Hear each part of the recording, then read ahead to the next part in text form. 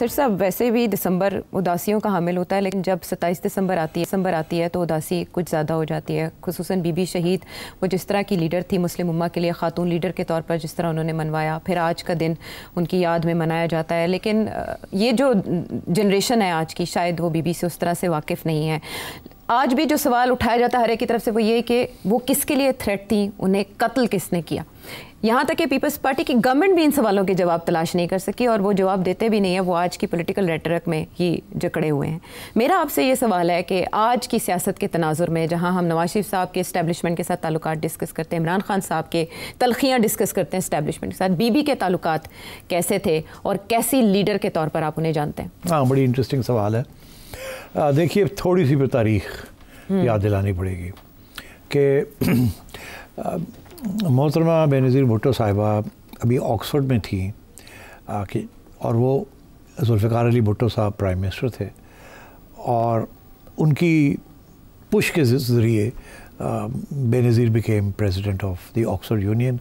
Support थी from the government of Pakistan, मगर उनकी काबिलियत भी थी। She was an excellent speaker and very articulate, and she won the election fair and square for the Oxford Union, and she did a great job. वो पूरी एक किताब है उनकी सहेली, तो उन्होंने लिखी है, my friend Benazir and Victoria Schofield. अच्छा, तो वो उससे वो बताती हैं कि वहाँ क्या क्या हुआ ड्यूरिंग दोज डेज और किस किस्म के उन्होंने डिबेट्स वगैरह करवाई। और भुट्टो साहब ने ये सीखा था अपनी बेटी के बारे में फ्रॉम जवाहरलाल नेहरू। उन्होंने भी अपनी बेटी इंदिरा गांधी को इसी तरीके से ट्रेन किया था। तो भुट्टो साहब की भी यही ख्वाहिश थी कि मैं अपनी बेटी को, not his sons, not Murtaza and Shahnawaz, but his daughter Benazir. तो उन्होंने भी इनको इनकरेज किया, and I think he learned it picked it up from Nehru, जिसने इंदिरा गांधी को अपने साथ साथ रखा था। उन्होंने लेटर्स में भी अपने जिक्र किया इसी बात का, भुट्टो साहब। And Benazir then played the same role. तो मेरी पहली मुलाकात मोहतरमा से हुई 1979 में।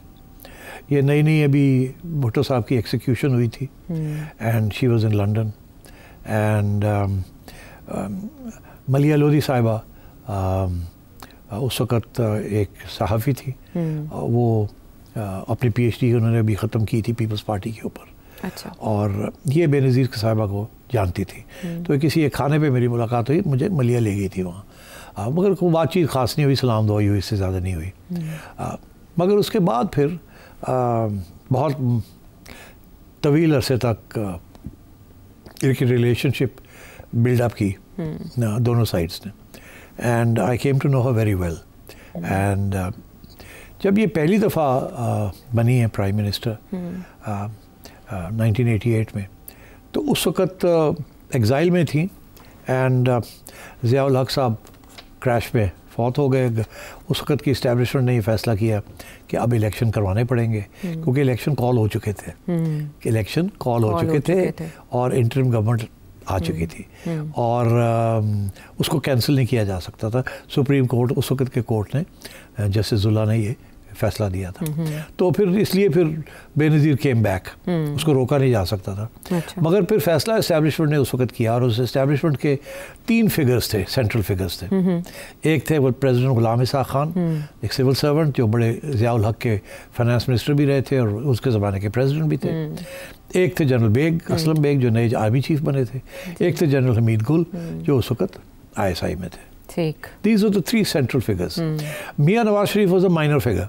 वो उनको सेलेक्ट किया गया था पंजाब के अंदर to be chief minister Punjab, but he was a minor figure. मगर फैसला यही हुआ था कि बेनज़ीर को जीतने नहीं दें, इसको 2/3 मेजॉरिटी नहीं लेने देनी, जीतेगी मगर पंजाब इनके हवाले नहीं करना। तो मियां नवाज शरीफ साहब को खड़ा किया गया, और अकॉर्डिंगली इलेक्शन को उस तरीके से हैंडल किया गया ताकि पीपल्स पार्टी को पंजाब के अंदर मेजॉरिटी नहीं मिली, मगर फेडरल गवर्नमेंट के अंदर मेजॉरिटी मिल गई और वो बन गई।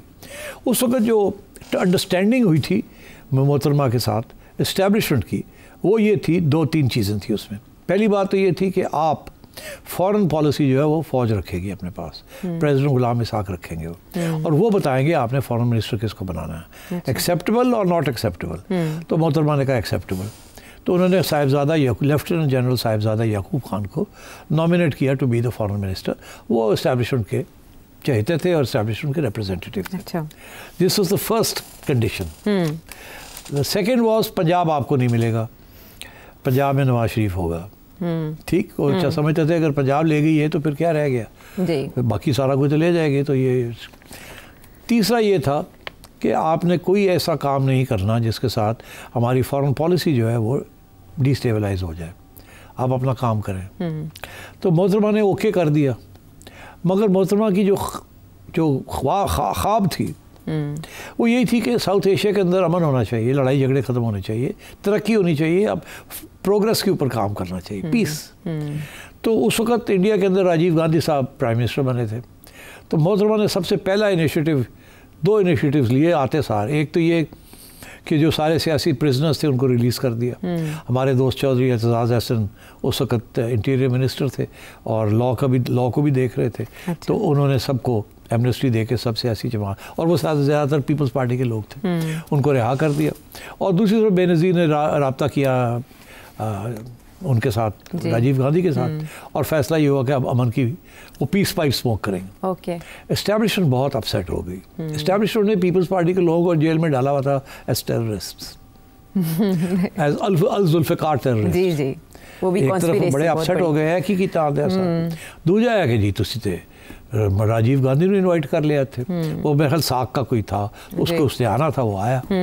मोहतरमा ने फैसला किया कि अब हमने नॉर्मलाइज करना है रिलेशंस। एस्टैब्लिशमेंट बड़ी अपसेट हो गई कि यार रहते आधे साल गड़बड़ कर रही है, हमने तो इंडिया के साथ नॉर्मलाइज नहीं करना। तो उसी दिन फैसला हो गया था कि ये नहीं रह सकती। और वही फिर पूरे 2 साल के अंदर उन्होंने एक साजिश के बाद दूसरी साजिश करके उसको मोहतरमा के ऊपर इल्ज़ाम लगाने शुरू कर दिए, चोर चोर चोर, जो कि हमेशा लगाते हैं हर एक के ऊपर, और वो लगा के उसकी छुट्टी करा दी। और प्रेसिडेंट अपना था, प्रेसिडेंट के पास एक कानूनी तौर पे पावर था, उसने उसको छुट्टी करा दी। मोहतरमा चली गई। अच्छा। उसके बाद नवाज शरीफ साहब को ले आए।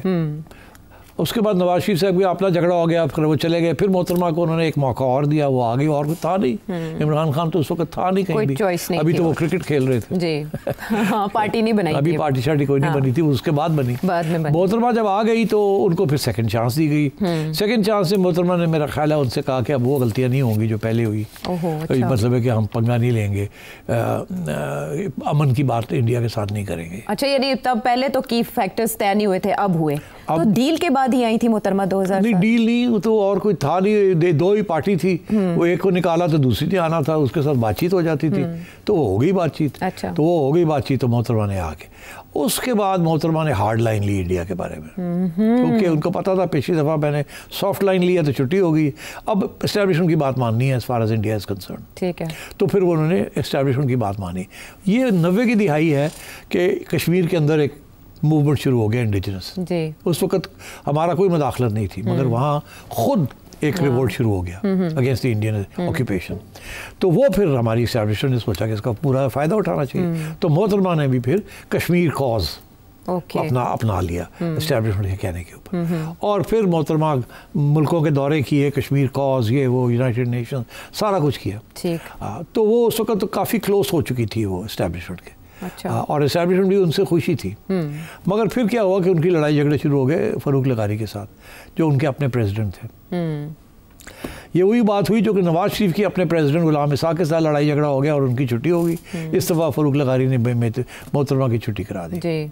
तो फिर मोहतरमा once again went into London जाके बैठ गई, जिला वतन। उसके बाद खैर आपको पता ही है, नवाज शरीफ आ गए इलेक्शन के अंदर। नवाज शरीफ के पास नियरली 2/3 मेजॉरिटी थी। नवाज शरीफ साहब की फिर लड़ाई झगड़े शुरू हो गए प्रेसिडेंट्स के साथ और आर्मी चीफ के साथ। तो फिर नवाज शरीफ की छुट्टी करा दी गई एस्टैब्लिशमेंट ने, और फिर दोनों इकट्ठे जिला वतन थे। फिर जब मुशर्रफ का वक्त आया जाने का, तो फिर दोनों वापस आ गए और डील के तहत ही आए थे। अच्छा, अब वो कहते हैं कि डील वील कोई नहीं हुई थी। अच्छा। सिर्फ अंडरस्टैंडिंग हुई थी। पीपल्स पार्टी वाले कहते हैं डील नहीं हुई थी, अंडरस्टैंडिंग हुई थी।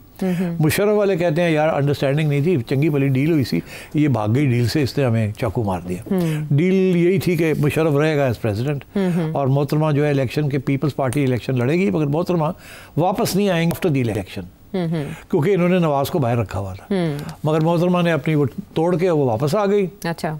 जैसे ही देखा मुशर्रफ कमज़ोर हो गया तो वो वापस आ गई। जब वो वापस आ गई तो नवाज ने देखा ये जा रही है, तो वो भी आ गए। मुशर्रफ रोक नहीं सका, ये वापस आ गए। इन्होंने मिलके चार्टर डेमोक्रेसी आगे बढ़ाया और इलेक्शन मोहतरमा जीत के जीतनी थी, जिसकी वजह से वो वापस आई फिर। और फिर आपको पता ही है क्या हुआ, असैसिनेशन हो गई। एंड आई थिंक एक अटेम्प्ट हुआ, फिर उसके बाद वो नाकाम हुआ, तो दूसरा अक्टूबर। तो ये है तारीख। तो इन टर्म्स ऑफ के शुरू कहाँ से हुई, इस्टेब्लिशमेंट के साथ तल्लुकात फिर ख़राब हुए, फिर अच्छे हो गए, फिर आखिर में आके फिर मुशर्रफ के साथ ख़राब हो गए। तो अंडरस्टैंडिंग, ये समझौता उन्हें करना ही पड़ा, बीबी को भी करना पड़ा एस्टैब्लिशमेंट के साथ। अच्छा, ब्रेक से पहले उनका जो बीबी की जो शख्सियत थी, भुट्टो साहब से ज़ाहिर है, भुट्टो साहब की लाडली थी, उन्हें प्यार से पिंकी कहते थे। आपने कहा वो उनका इंतखाब थी सारे बच्चों में। आपकी जब मुलाकात हुई तो आपके ऊपर उनका एवर लास्टिंग इम्प्रेशन क्या? देखिए, मेरे मुख्तसर स्टेजेस पे मुख्तसर इम्प्रेशंस थे। जब वो नई नई आई थी तो उस वक़्त मेरा ख्याल था कि शी इज़ वेरी इमेच्योर, मगर साथ साथ ये भी था कि फर्स्ट बोर्न प्राइम मिनिस्टर, बड़ी इमोशनल मोमेंट था और इतनी आवाम की सपोर्ट थी उनको कि बंदा पिघल जाता था जी। तो मैं पिघल गया। अच्छा, ज़हनी तौर पे मैं समझता था कि पता नहीं ये पीपल पार्टी वाले करेंगे ठीक नहीं करेंगे, क्योंकि भुट्टो साहब भी इस्टेब्लिशमेंट के बड़े करीब थे ना एक ज़माने में। तो ये जो, और मुझे यही होता है कि जो इस्टेब्लिशमेंट ज़्यादा करीब होते हैं उन्हीं को फिर इस्टेब्लिशमेंट ठीक ठाक करती है जब वो गड़बड़ करते हैं। तो अब मेरा ख्याल था कि ये भी बड़ी करीब है एस्टैब्लिशमेंट के, शायद ये भी, क्योंकि उन्होंने फॉरेन मिनिस्टर भी ले लिया, ये भी कर लिया।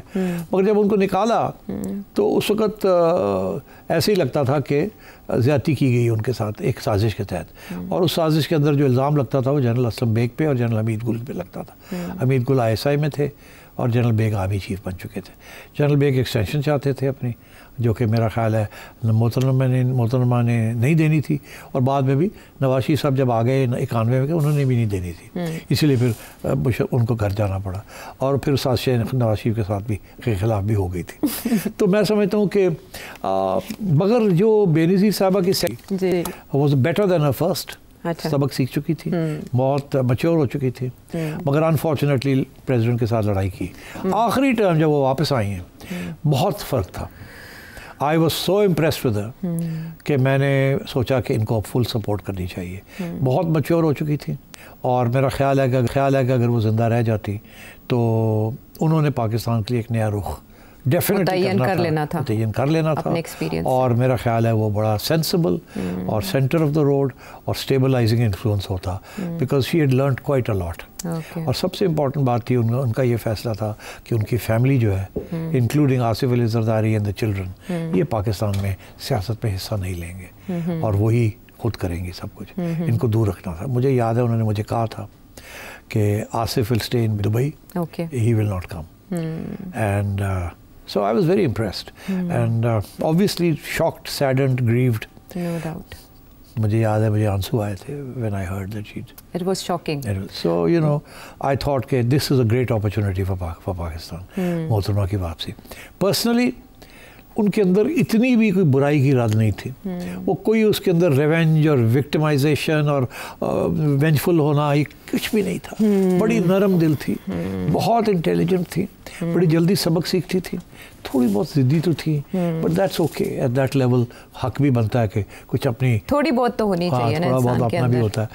But I must tell you she was very kind to me, very forgiving, क्योंकि मैंने ऑपोजिशन भी की थी उनकी, मगर उन्होंने कभी भी उसको पर्सनली नहीं लिया, जैसे कि और सियासतदानों ने लिया है कभी कभी।